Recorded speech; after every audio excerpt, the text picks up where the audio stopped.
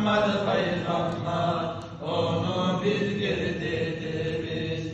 Öldü Mekke'de doğan, Medine'de gömülgen, atası Abdullah'dır, anası Aminetullah var.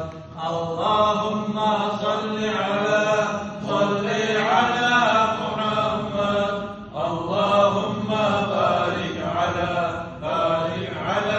Muhammed. Onun dedi akılman, Kureyş tohumludur, İslam dinini bildirme, iyilik elçisidir. İslam dinine biz her bir